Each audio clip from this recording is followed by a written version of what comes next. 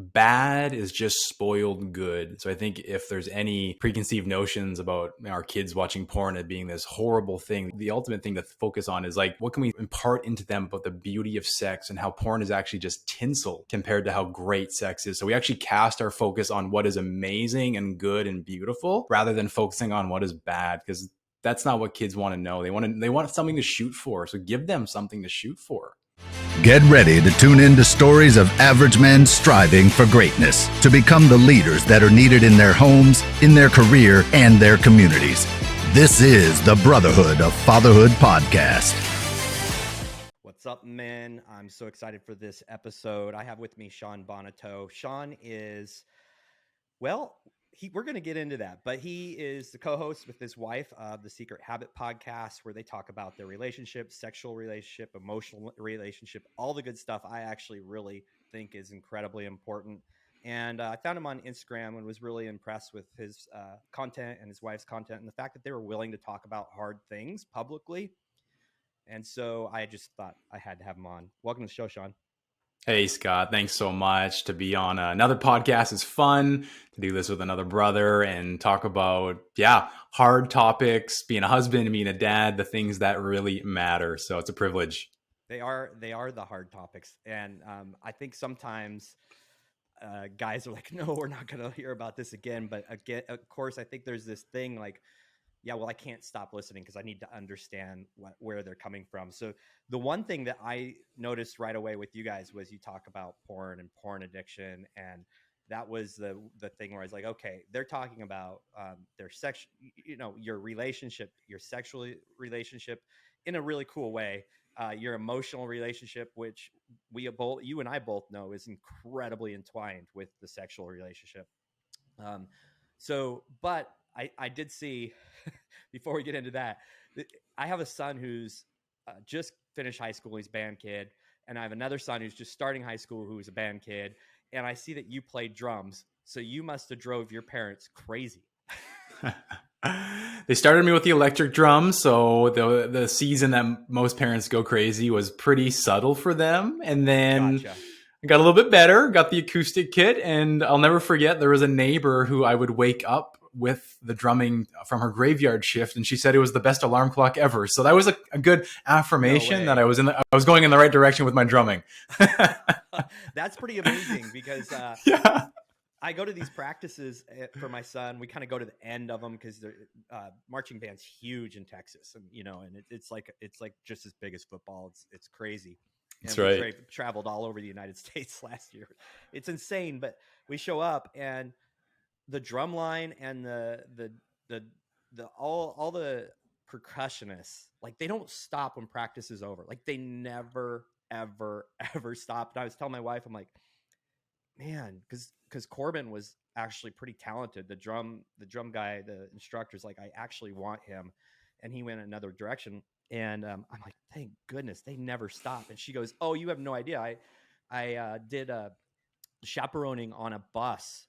And I got the percussion group. And she goes, the entire time it was like,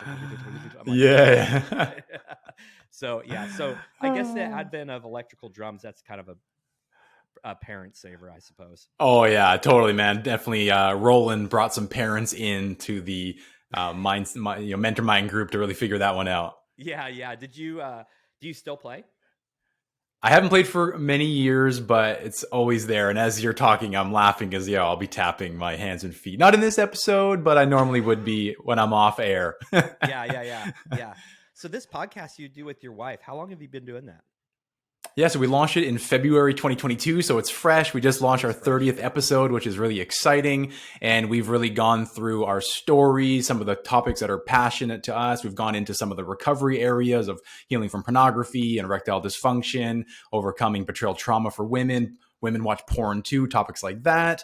And now we're starting to get more into the deeper relational things. Like this last week, we had just a crazy season of being sick and injured. So we talked about in sickness and health. What does that actually look like? Where, tonight we're recording, we're going to be talking about orgasm, and actually how Wow. crazy men don't understand women's orgasm is so different than a men's orgasm. We're going to talk about that tonight. So really digging into topics that aren't often talked about. And when they are, they're usually not done very well. And we don't say that to toot our own horn. We just say that to go and say we've been through a lot of crap. And our mantra for the whole podcast is let our failures be your success. Oh, that's good.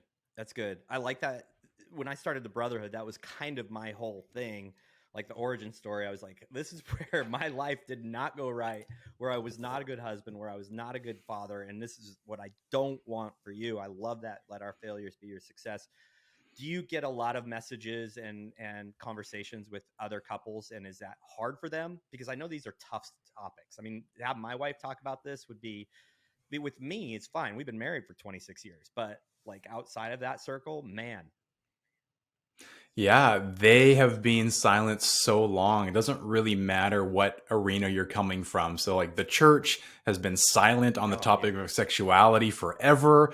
We look at culture, they're talking about sexuality in some way, shape, or form, but I don't think many people can go look at culture and say, that's the epitome of what it's supposed to be like. And again, there's a silence at healthy sexuality. What does it look like to be healthy in the way you look at people, the way you feel about your body? So they're challenging conversations, no matter if you come from the church or not. And we get messages all the time from couples, singles, individuals, just asking, like, can you cover this topic? Can you go further on that? No, I've never had anyone I could ever talk to. Can we just hop on a 30-minute call? And it's an absolute privilege that, God would use me, this punk kid who had this crazy story of addiction and struggle, to now be able to speak into other people's lives. So this work is very humbling each and every day that I do it. Yeah. Yeah. I want to get into your story, but I can relate really well, being married for 26 years. That's the journey. If I look back on our sexual relationship, our intimate, our emotional intimacy, the whole 9 yards, I look back and I'm like, wow, we've learned so much and it's changed so much. And first, I want to say, for anybody who's newly married or middle married or struggling, like when you put attention in this area and you have conversations and you put the right tools in your life, like I'm telling guys right now, you have no idea how good it can get. And that's not to Yes. brag. It is not to brag. It's because I've done the hard work and it continues. It never ends. But like having really tough conversations where I knew when I brought this up, there were going to be tears and it was going to be horrible. But then you have to, then you have to break through and wait for the right timing and continue. This is how it works in my life. Yes. Continue the conversation, get into it, allow that assimilation of the new ideas or new thoughts or a breaking of down of things that you've learned that maybe not be appropriate or, whatever. I mean, especially in the church, we could talk about that, but it's like massive work, but man, is it worth it. I mean, how long have you guys been married? Yep. Yeah, it's over 5 years. Okay. It'll be 6 years in November. My wife's from Europe, so she Oh, wow. has this amazing ability to challenge me in a way maybe a Canadian wouldn't be able to. So Yeah. she's been an absolute catalyst to my growth. And what you're saying, Scott, really ties into something I was talking to a good friend of mine about a few weeks ago on his podcast, the Husband Material podcast, is that we need safe places to share our struggles, but those safe places actually need to be uncomfortable because that's where growth happens. Yeah. Oh man, it's so true. It's true in life with everything. And if anybody's listened to my podcast, they know I'm like, you've got to just face the challenges and walk right into those uncomfortable things. Difficult conversations. If you want have improvement in so many areas of your life, just be ready and able and understand how to have difficult conversations and charge right into them. And in this struggle in my period of life, things are pretty stressful right now. There's just a lot going on. Inflation is crazy, and that's really stressing everybody's finance. I mean, it's crazy. Probably for you too. It's stressing everybody's finances. Oh, yeah. And then that seeps into everything else. And it's that whole thing is the only way through is through. And so you attack it. You attack these things. And I think that's the same way with marriage and relationships. My wife and I teach and our leaders for a married couples like group, which is incredible. It's called Reengage, and it's you get really into things. There's a curriculum, but you get really into things with married couples at all levels of their marriage. And a lot of it is like, hey, and some of it you're like, there's some things you probably need to share with your wife, your spouse. It's both ways. And you Yeah. do these things. And I remember Kim and I had been married for 24 years the first time we did this, maybe 23. And and we went into this practice, and I felt the need to share some stuff. And she's like, this just broke our marriage, like literally broke our marriage. But on the other side of that was the best part of our marriage ever. And I'm sure that's kind of a lot of what kind of how you guys, only 5 years married, which is a long time, but it's not. I mean, you guys are tackling this straight on early. So that's pretty exciting. Yeah, we're super grateful, man. Everything you're saying really aligns with the teaching that I have with specifically with guys going through erectile dysfunction, or for couples that want to enhance the connection they have in their intimacy and sex life. We call it a sexual template, and we actually help couples have conversations that are guided through 6 steps and look at you two together, not looking at culture, not looking at the movie you guys watch, not looking at all those other things, but like, what is it for just you two that works, that serves, that fulfills sexually? And that becomes what we call a sexual template. And it's been amazing watching couples thrive together through that simple mini course I designed. It was something that we were coached through, and it's just been a blessing. So yes, we're grateful that we've been able to have those tough conversations early so we can impart that onto our daughter. She's 1.5 years, and we just know she's blessed. We don't take all the credit for that, man. God is good. We're gonna go all over the place, but you've said so many things I want to talk about, because I want to talk about erectile dysfunction, and as well as like the female counterpart. Like many women really struggle to orgasm, and we can talk about that. I'm sure you are versed in that conversation. But let's talk about growing up in the church, the purity culture. And if you guys don't know what purity culture, it's that, like, promise you're not gonna have sex until you're married, but we're not going to talk about sex. We're just going to tell you not to do it. And then like this whole thing for over the years and years and years of sex is bad. And then all of a sudden you're supposed to turn that into sex is good. Is this something you guys have worked with or have talked about? 100%. My wife and I both grew up with very strict Catholic mothers, but didn't quote unquote grow up in the church. But the in the church part for us was kind of a forcing of being there, and very much like purity culture, never really going deeper as to why, never explaining things. It's more of just a strict rigidity that anyone outside the church understands as rules, and the church is strict, and just they're robbing our freedom. That's usually the narrative we hear. And the purity culture has done a really, really good job at harming people at a really young age, with creating a impossible barrier between God's design for sex and sexual struggles, because our struggles need to be, like we're talking about, brought to safe places to talk about. And when there's a purity culture, it creates this layer of shame that if you even share that you have a struggle, you're dirty, you're evil, you're messed up, which is not the case at all. And one of the challenges with purity culture is it really talks about behavior modification and lust management, which don't work. You can't just replace a behavior and think that's going to work. Like reading your Bible, praying, going to church, those are all nice things, but they're not the answer to quitting porn, healing erectile dysfunction, and all these other things. So purity culture has done a lot of harm. And I think the overarching thing that it has done is it actually has made men think that they're lustful beasts that are untamable, and all these women have basically become gatekeepers for men so that they don't lust. And it's really hard to have a successful relationship when that is your dynamic. Yeah, that's, man, I mean, there's so much there, like the guilt, the guilt, and the fact that nobody's willing to talk about it. I was very, very fortunate. My dad was open with me. He took me, I think it was 12, took me on a trip, and we talked about it. We did the James Dobson thing. I don't know if you've ever heard that, but there was this whole like, No. let's talk about sex and talk through all the terms. So none of it was like, it was like, it's all on the table. Let's talk about it. Let's demystify it. But that was only like the start, right? I mean, and then you go through this, you go off to college or whatever it is, and girls become very interesting, and there's a lot of temptation. Oh, is that wrong?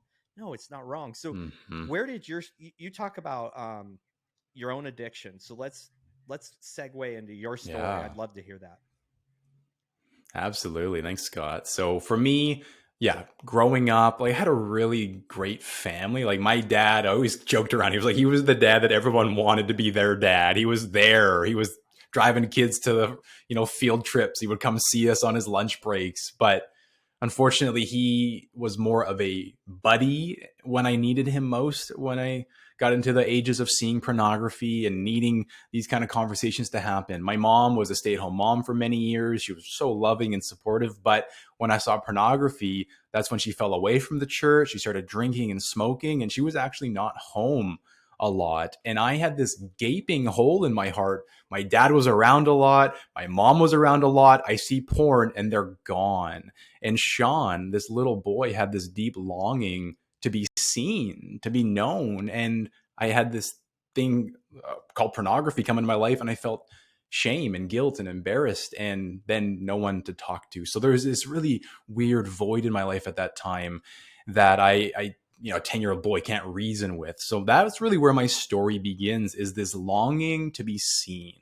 And that was really amplified with two stories. One of them was I froze the computer at maybe 12 years old or so with porn, and I didn't know what to do, got my mom to fix the computer, and she saw what was on there, and she never talked to me about it. She abdicated her authority or influence as a parent, and it hurt me so bad.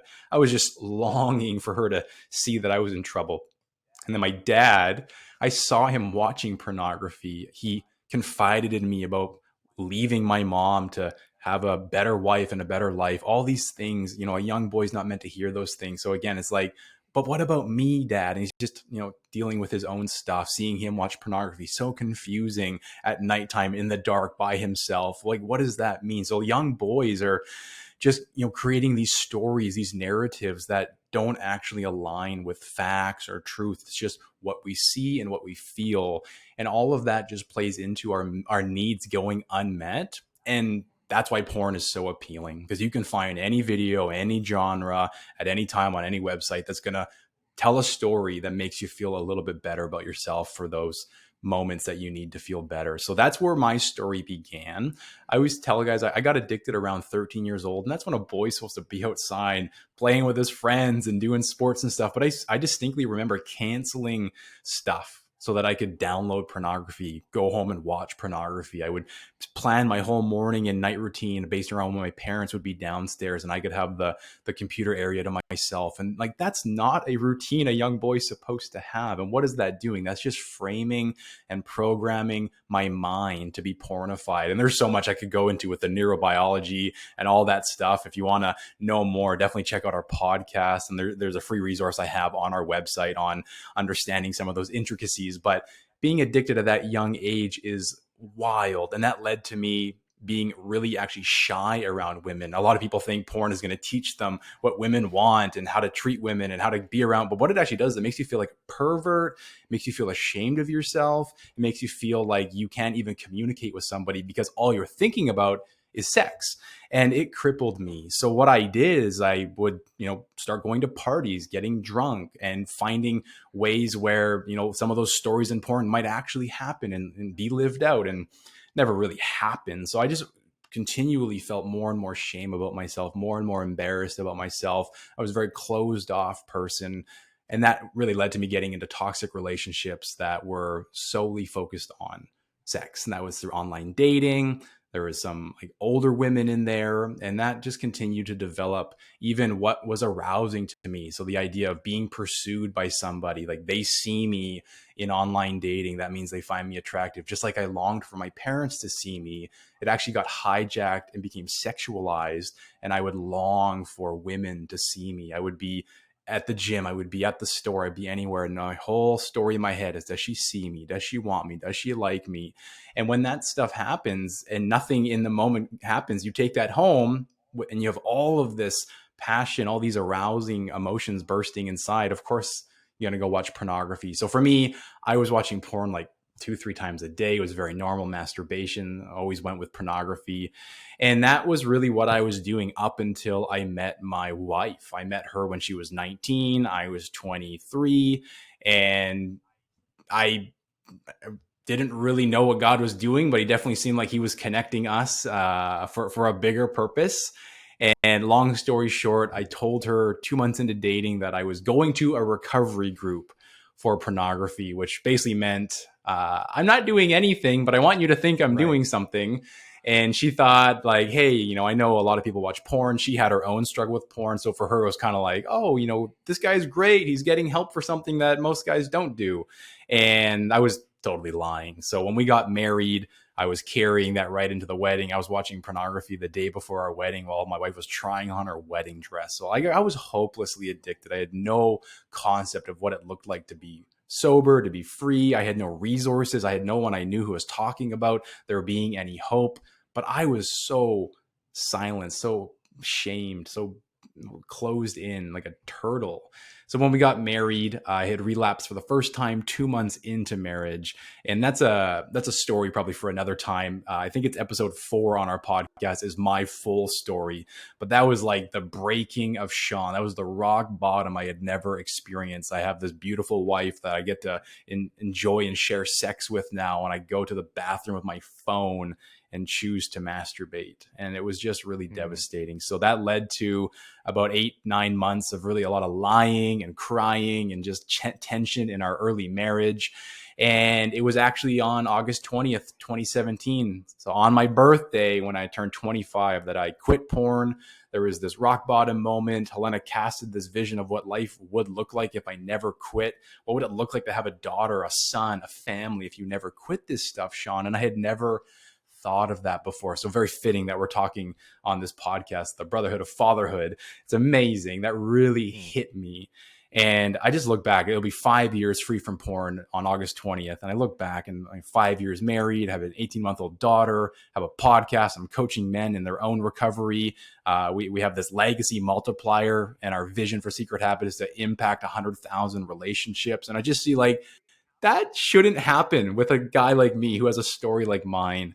But God has decided to use me. And my calling right off the get-go was to use my story to offer hope so people know that A, they're not alone, B, that other guys have been there too, and they also have gotten out of it. And now what I see so many guys that I coach to get out of the problem, they actually become volunteers of Secret Habit, or they go and serve and start a actually, quality group at their church. And it's just this multiplication effect. So if you're listening to this and you're struggling, I really pray that you can sense that you are not alone, that you're not some weirdo, that there is help, and that there is hope on the other side. That is not just sobriety and white knuckling, but it's freedom. And that comes from feeling confident that you know why you got to where you're at, which I'm talking about. I wanted to be seen, you know what to do, and you develop a lifestyle that is healthy and fruitful. And it's so freeing, man. So that's a bit of my story. I don't want to take the whole time, but really just love to get into some of those details so guys know that it's not just I was some horny young guy. I was longing to be seen. Working with other men, I think it's really important to identify like what you see as patterns, because you were looking for something, right? You were filling a need. And I know that there's men listening are like, there's nothing wrong with porn. And the first thing I tell them is like, look, go back to my interview with Alan. I can't remember his last name. How darn.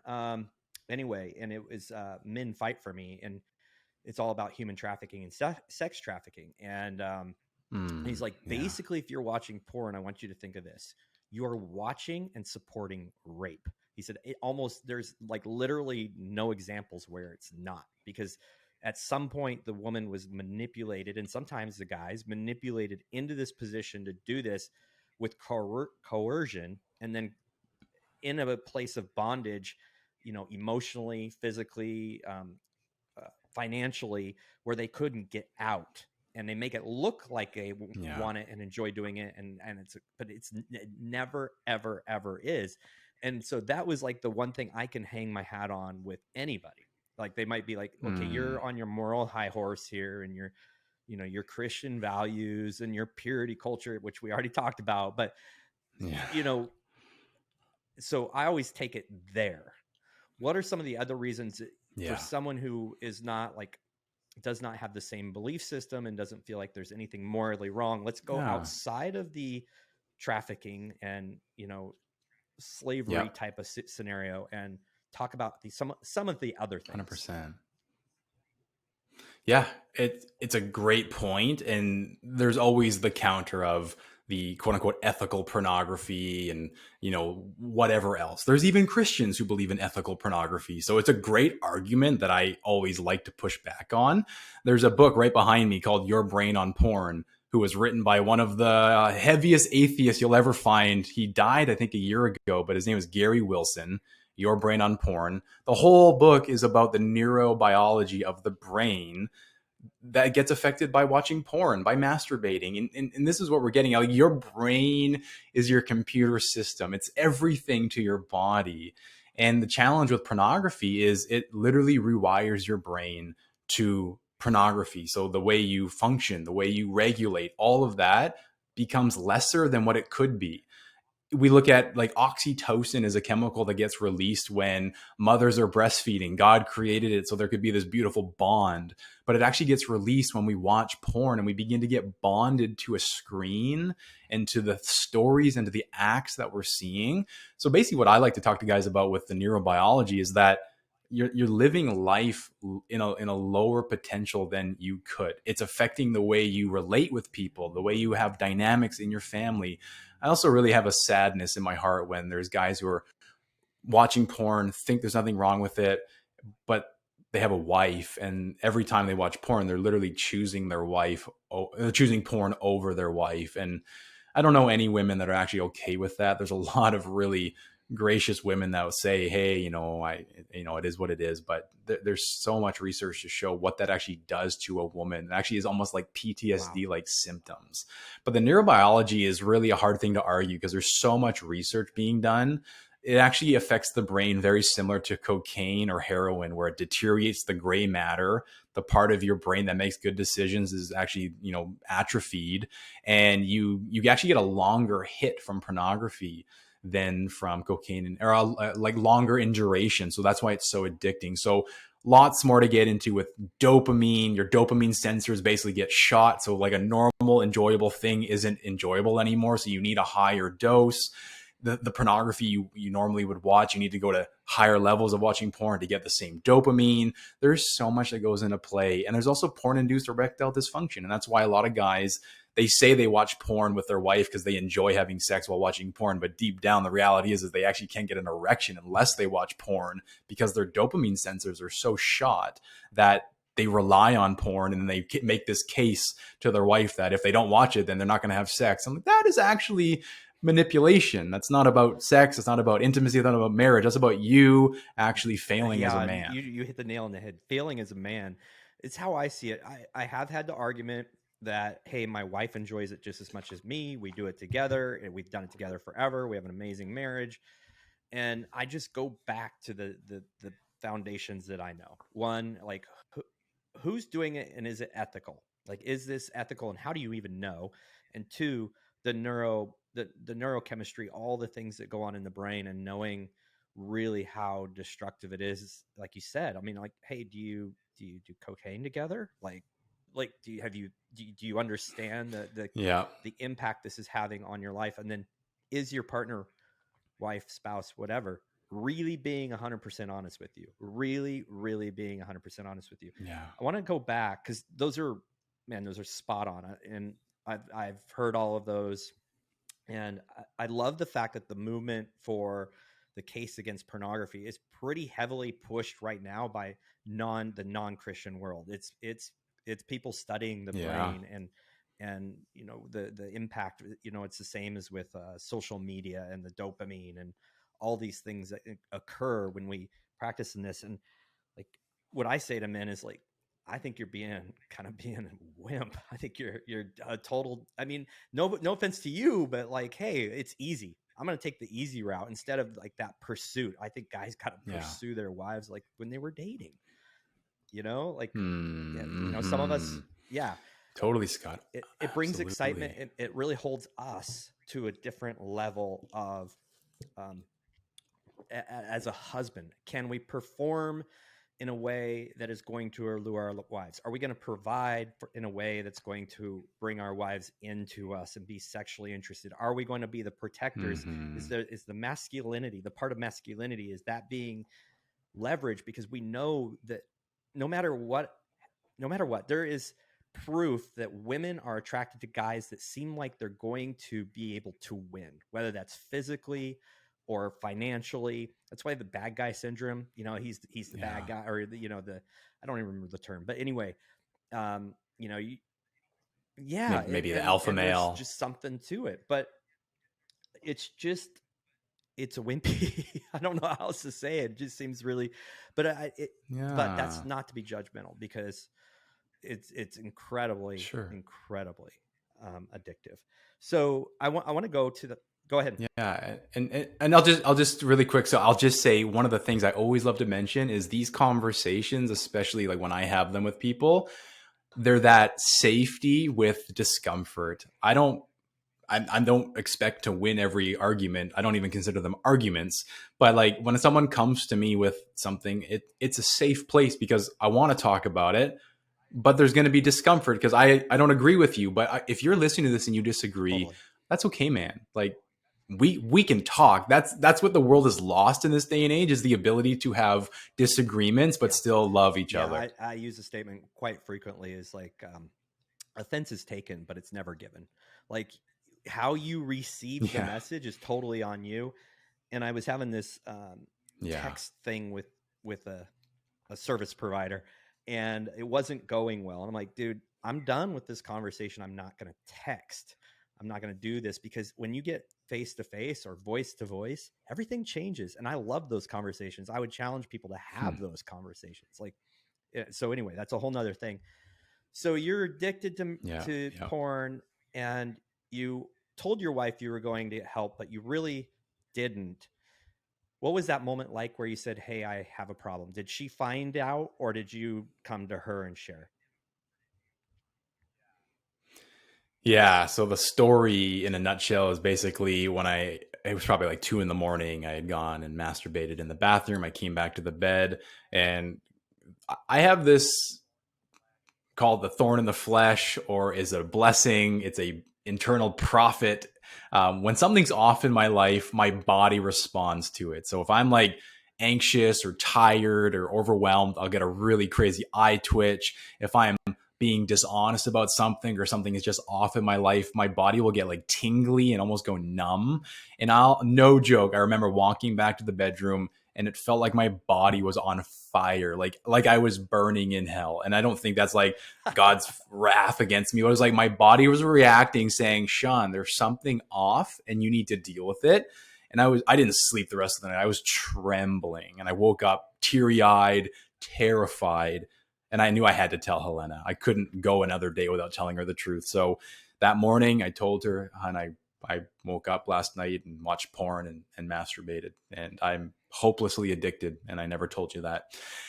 And it was so hard. It was so scary, but I knew that I wouldn't be able to live another day without telling her. Very much like when I quit porn, I knew I wouldn't be able to live another year of my life the same way. So I've had that a lot in my life. And I think God's given me that. It's a thorn in the flesh as a blessing, that when something's not right, I experience the fact that it's not right. So you just went to her. What was her reaction? Did you have to go through that period of her being disappointed and being that emotional? Oh yeah, it was thing that happens. Yeah, it was totally devastating. She was absolutely devastated. So there's a term that's betrayal trauma, when a spouse, typically it's a spouse because they've committed to you, and basically Helena committed to me not knowing the whole story of who I was. So 2 months into marriage, you can imagine the devastation, the grief, the loss, the fear. And betrayal trauma is basically that. And it's kind of this idea of PTSD-like symptoms. I rocked her world almost as if she was like in an earthquake. And after that, every time I quote unquote re-rocked her world by lying to her or telling her I watched porn again, it was almost as if she was back in that earthquake moment. And that's why it's so life-shattering for women that have husbands that watch porn, is because every time they find out about it, A, they're realizing their husband's a liar. B, their husband's choosing a screen over his wife. And C, he's going against what he said he would do once again. And that's not shaming, because most men don't know actually how to heal. But that's the reality of what's going on with our wives, is they are devastated. And Yeah, it's so sad. it is. And I'm sure there's, you talked about kind of that PTSD type effect of that. You had mentioned, and it's not really your story to tell, but I will ask, you'd mentioned that your wife had struggled with porn as well. And I think that's such an incredible story, because it's becoming more and more common. And we're seeing statistics Yeah. rise and rise and rise with women, girls being exposed to porn and then having an addiction, which I understand the neurochemical things are going on that are going on the same, but there might be other, like maybe other reasons or attractors or whatever. I don't know these, but is that something does she work with other women? Like, let's talk just a little bit about that. Yeah, yeah. And again, I think Helena's episode of her Mm-hmm. story is episode 3 of the Secret Habit podcast. She had historically been working with women that were addicted to pornography and also going through betrayal trauma. Since being on maternity leave, she hasn't been doing any hands-on work. But the reality is our brains are very similar. There's many differences between male and female, men and women. But in terms of pornography, it kind of fills the same voids and plays into the same trauma stories that most of us have. I think women have a really incredible challenge that is even greater than men, because most people know that men struggle with porn. It's silent, but we kind of know. With women, there's almost this like, what, like the stats are raising, like going up to, like, I think between 30 and 40% of women watch porn regularly. And it's like, that's a big number for us to think like it's 1%. So I think women are even more silenced because it seems so out there that a woman would be addicted to porn. But it's so luring, just like it was for me to want to be seen. Every little girl wants to be seen and noticed as well. They have the same longings because they're God-given. They start so beautiful, but when they go unmet needs are like an achy body part. What do? We grab an Advil. The problem with an unmet need is when you grab an Advil, it's not an Advil, it's porn, it's food, it's Netflix, it's a phone. And when we grab Advils of the world, they never satisfy, and they actually bring us way further than we planned on going. It's just shocking to me, because for so many years, I've been kind of this program that it's a guy problem. And I think there's two things that we need to take away for sure. Is one, don't assume anything, and understand that there is that typically an addiction to porn is a symptom. There's something else going on. And you talked about, your parents kind of not paying attention and feeling the need. I want to, so was that before you guys were married? Because you're kind of walking through this timeline, and I'm trying to push it together. And I know it's in episode 3. So is it before you were married that she struggled with that? Yeah. So when we were dating, I think like the kind of the month we met, she had quit porn. Maybe I think she said she watched it once or twice while we were dating. But part of our story, which is crazy, is she lied to me about masturbation for a whole year in our marriage. So she actually continued to masturbate. And part of it was to take revenge on me, because if I'm watching porn, then she's going to go and do that. And that's often a dynamic in a lot of relationships as well. But they would never call it that, right? To say that you're taking revenge on your spouse sounds a little too heavy. Yeah. And the other part that I want to talk about is, and I think men need to do a better job of understanding a woman's body, and the fact that she does orgasm different. I mean, my understanding is multiple orgasm is a real thing, and and especially for women. And we read a book called Between the Sheets. I don't know if you've read that, but we read that book, and I was like there's so many things that came out in my head, but also for her, where it was like we were able to piece together a bunch of these missing pieces, and the healing and the emotional intimacy growth through those experiences. That's why like I advocate massively for couples or for individuals to work with people like you, because the healing and the amount of increase in emotional intimacy that happens when you figure some of these things out is incredible. So you talked about ED, which primarily a result of, porn addiction.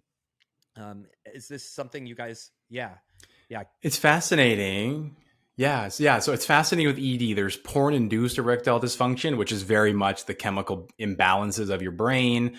You need dopamine to get an erection. If your dopamine sensors are shot, it's very hard to get an erection or have a consistent one. But then for me, I actually struggled with the psychological erectile dysfunction even 2 years after quitting porn. And for me, it was just all these lies that I believed about my body, my penis, what my wife needed and wanted from me. And if I didn't perform, she would think I'm a failure. And it's all of these lies, these narratives, these expectations that rob us from true joy. There's this really great quote that says, where secrets are present, intimacy is absent. And I wasn't being fully vulnerable with Helena, telling her how I was feeling, what I was thinking. And I was keeping secrets from her. Not to say they were like detrimental, like, oh, I'm watching porn, but it was like, I wasn't telling her what's going on inside of me. And those secrets led to a lack of intimacy. And she had expectations on me. So that's where that sexual template idea comes from. Absolutely revolutionized the way we have a marriage and have sex in thriving, abundant way. So erectile dysfunction is challenging because there's the two parts to it. And if we're talking about the mind and your thoughts and your narrative, there is no pill that can help with that. Yeah. I remember talking to a doctor, and because I was worried, and I'm a bit older, and I was getting worried, and he's like, well, like, look, you really got to examine the psychological part of this first. He's like, and it was like, oh, wow. Yeah. And there is so much, I remember going through a period where there was so much pressure to perform, like this performance anxiety. I started getting performance anxiety. Like, I mean, like, okay, was that good for her? Oh my gosh. And then if I ever asked, then it was this whole thing, like, well, was this not good? And then you're like, you have these unmet expectations or these unspoken things going on. And that's where I really, really, really push couples to just like have real conversations, be open and vulnerable, and understand that we're not attacking each other. We're trying to come to a place where we understand each other better. Yes. And I think it's important to talk about 100%. things like ED, because guys do not reach out to other guys and ask, hey, like, have you had this problem? They're not going to do that. And then the other side is, I was lucky enough to have a doctor that says, hey, let's not jump to medication, because that's typically the answer is like, okay, hey, I got an easy fix for you. Boom. Where so many times that can be avoided. Yeah. And you can live a very fulfilling life without that. Yeah. So is this something that you definitely deal with a lot with the men you work with? Yeah, my primary focus has always been the story behind pornography addiction, but so many guys that I work with have the porn-induced erectile dysfunction, and then as that heals, they then have to deal with the psychological portion of it. So I've had clients that are just coming to me for erectile dysfunction, and it's been really amazing to see the results. I have one client right now that has just been amazing in 3 months what's happened. I had a client graduate back in March who was early 70s, and he hadn't had sex with his wife for over 10 years without pills, and amazing just to see the results. So there's just cool stories like that I'm just so thrilled to be a part of. But the sexual template course is that idea of having these conversations, like talking about goals and purpose, talking about what's in the way, talking about what is actually true and factual, talking about what do you like? What do you want? What do you need? Opening up these spaces for conversations that don't often happen, removing shame and guilt, and making a space where it's you two talking without justification or defensiveness, because there's stats that show 1 in 3 men under 40 struggle with erectile dysfunction. So I don't know if that's like every stat shows that, but there are definitely one research statistic I saw, and like, that's pretty scary to think, but it also makes us realize, again, we're not alone, and we all have work stress and life stress and kid stress and money stress and all of that stuff. So it's so important to realize that we bring that stuff to the bedroom as well. and we need a I safe remember place having to a talk about it. conversation with a guy that reached out to me because of the Brotherhood, and he's like, after a bit of a conversation, he's like, I might be lucky if my wife has sex with me once every 4 or 5 months. And he's like, but she thinks it's dirty, and there's no fix for Wow. it. He's like, I can't talk about it. There's no fix for it. This is my life, and I've been really saddened by that for so long, and it's this framework thing that you're Wow. talking about where things could really be healed, because obviously there's some trauma or some of that, purity culture stuff going on. And I think about being that man and the struggle and the insecurity. Like, how can to be as a man, there's this thing that happens when you are sexually active with your wife. You can conquer more, you can go into more things, you can walk out in public and feel like, no one knows why, but you just have this extra level of confidence. And I think it's so real. Yep. We're getting a little low on time, so it would be remiss of me not to talk about chatting with your kids about this. Now, you have a very young daughter, a year and a half, you said. Mine are, 18 and 14. So I've actually had time and experience talking with my kids about this. One of the things that we talk about a lot is actually pornography. And I do that on purpose because I don't want it to ever be an uncomfortable thing. You mentioned the trauma or the hurt of your mom not calling you out, or not calling you to the table, or holding you, like saying anything when she caught you with porn. So let's talk a little bit about that, because I want dads to hear, like, what, from your perspective, what do they do? Totally. Such a good question. I always come at the perspective of what did little Shawn need, because I haven't had that experience with my own child yet. But looking back at what little Shawn needed, he needed a space to be seen for what was going on, for mom and dad to say that this is pornography. You're going to run into it because of the world around us, but that doesn't mean that you're a bad person, that you've done anything wrong. The fact that you've seen it opens up space for us to talk about it. And I really wish my parents gave me that invitation, that anytime you see something that falls into the category of naked people, something that makes you uncomfortable, makes this happen with your body, you can come to us and talk. It's an invitation. It's not rigid as a mandatory thing. It's not shameful as, that's so bad, we need to make sure we punish you. It's an invitation to say, this is a normal part of life that we want to figure out with you. And I think that would have just opened up a whole world of love for Shawn to be seen, because that's really what I wanted my mom to do there. I'm thinking about, my daughter Violet. We're very specific in how we talk to her about her body. We tell her that God has given her a body that is good. We tell her that she has a vagina, she has nipples, she will have breasts one day. We make it very normal. We talk about daddy's penis, and we actually explain to her the creation, the purpose of the penis, and how beautiful it is. We talk about mommy's body, and we are already explaining to her about the body. She'll see me walking around the house naked, penis. She'll actually, like, she's 18 months and she knows. And it's so beautiful. And I think as a man who is free from porn, I can have those conversations with my daughter. I can sit in the bathtub and bathe her and touch her body, and even have her touch my body, because she's a curious little kid who's 18 months and doesn't know what she's doing, and feel such a love, feel such a peace. There's no shame or worry or perversion. There's no sexual part of it. It's just beautiful. That's what it's supposed to be. So when I think about being a dad, talking to Violet about things like pornography, it's not if you see it, it's when you see it. This space is open for us to talk about it. Anytime this happens, you feel a certain way, I want you to know that you can come to me, and this is a safe space for us to talk about how you felt about it, what is going on inside of you, what does it actually mean. And I think the best thing we can do as parents, especially as fathers, is to share our stories, is to make sure our kids know that we're not just teaching them something that we don't understand. If we've gone through a struggle or something, it's so important to lead by example. And that's why there's the famous, like, dad smoking and telling his kids not to smoke. Like, kids don't do what they see, they do what they hear. Or sorry, they don't do what they hear, they do what they see. It's like, it doesn't matter how many times you tell your kids to not smoke or not do this. If they see you living out the opposite, they're going to go ahead and do that because what they see modeled doesn't align with words. So for me, I'm a huge advocate of those partnering together, what we say and what we do. And if we don't follow through, we must repair with our kids. There is such a beautiful opportunity to tell our kids, I am so sorry. Absolutely.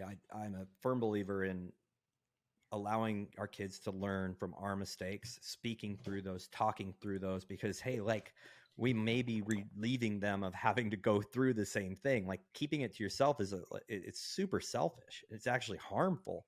And then the other thing is I believe talking early and often about, what's okay, what's not okay, that sex is not a bad thing. And, my boys get crazy weird when I do it, but I don't care, because I know, like, I need them to see and understand that their mother and I have sex all the time, and that's a good thing. And then I talk to them about we talk actually as a family frequently, I'm like, when we're at church today, when you look around, I don't know the numbers, but a majority of those people are watching porn. And they're like, what? I'm like, so understand that it's very addictive.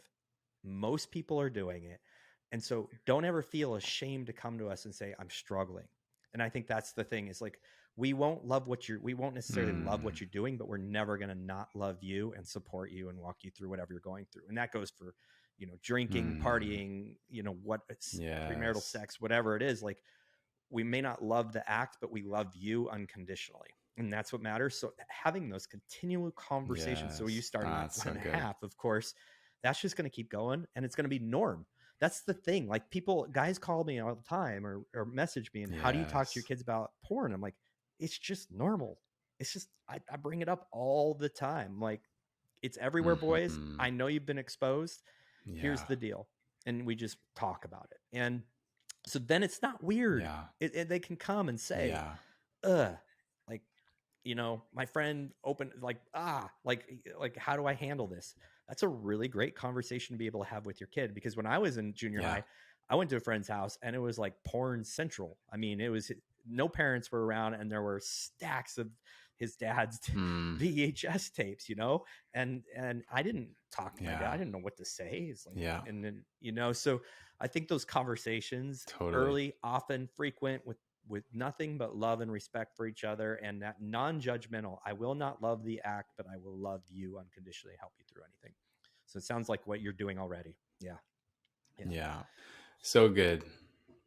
Thanks, Scott. Yeah, it's so good. And the reality is it's, I think C.S. Lewis said it, that bad is just spoiled good. So I think if there's any preconceived notions about our kids watching porn as being this horrible thing, the ultimate thing to focus on is, like, what can we impart into them about the beauty of sex, and how porn is actually just tinsel compared to how great sex is. So we actually cast our focus on what is amazing and good and beautiful, rather than focusing on what is bad, because that's not what kids want to know. They want something to shoot for. So give them something to shoot for. That analogy, or that visual of, it's good, like, shoot for the good. And I think we do that naturally in our family, but it's just, it needs to be talked about. It needs to be shared, because men just don't know. Fathers just don't know.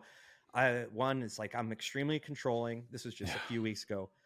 I want to install apps on their phones. I want to do this. They don't go to the rooms. And I'm like, actually, I get that. And I don't understand the technology stuff. And I'm sure I failed a little bit in that. But really, the most important thing is that there's a relationship of open conversation, so that when things do happen, you can have that conversation. Oh, that makes complete sense. So I'm like, yeah, go ahead and do the apps, but you got to have the conversation around it first, because no matter what you do, they're going to find a way, or someone's going to show them. Like, it's not if, it's when. And you said that, and it's so absolutely true. I think that's what we have to hold on to. It's not, we're not going to keep them from it. Absolutely not. I just want it to happen in my home, when they're under my wing, so I can walk them through it and train them and support them. So. Yeah. It's good, man. It's really good. Absolutely. We need more dads doing that good work. I definitely want to promote you, because what you're doing is phenomenal. I'm not going to be shy about it. I've been singing this from the hilltop since the very beginning. If you're struggling in an area, you need a coach. I have coaches for things. You just have to have a coach. I'm not ashamed to say that. Even if you can't afford it, you can't not afford it. The value that getting things like this right in your life and understanding, the source or the reason you're addicted to something and the impact it has on your family is going to pay you back 100-fold, whatever you're paying. So I would say absolutely reach out to Shawn. Absolutely go check out their podcast, Secret Habit. I love the work you guys are doing. Man, thanks so much, Scott. Yeah, ditto everything you said. I just got done hiring a coach for 10 weeks to work through grief and loss with certain people in my past and my life, which I'm a coach. So it's important that we're always moving towards healing. And even just that, financial thing. A lot of guys think coaches are expensive. I'm launching a new program in September that is going to be super affordable, which I'm so pumped about. So I'm moving from one-on-one into more community-based group coaching, which is where healing happens rapidly, because the opposite of addiction is not sobriety, it's connection. So love what you're saying, man. It's on my heart a lot these days, and always looking for new opportunities to make sure men know that there is good resources, and it doesn't have to cost you an arm and a leg. Obviously on Instagram. I think it's Secret Habit is Instagram. Okay. All right. It's at Secret Habit Life Coaching. Yep. And we post a weekly reel on there. I post stuff going on our stories. The reels are fun, man. My wife and I doing them together.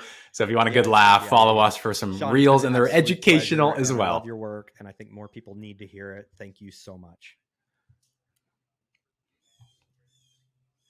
Thanks, Scott. It's a privilege, man. Great to be on here and really be able to impart some of my failures to your community so they can have success. Thanks for listening. I hope you learned something. If you absolutely disagree with what I say, subscribe to the podcast and listen to more things you disagree with. If you agree with it, subscribe to the podcast and listen to things you agree with. We can't live in an echo chamber.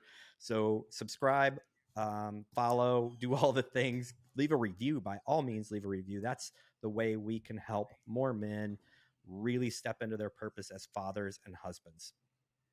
Thank you for listening to the Brotherhood of Fatherhood podcast. If you enjoyed the podcast, be sure to share it with your friends, your family, and follow us on social media. If you are a father, make sure you join our Facebook group, the Brotherhood of Fatherhood. Hit the subscribe button and tune in next time for more podcasts from the Brotherhood of Fatherhood.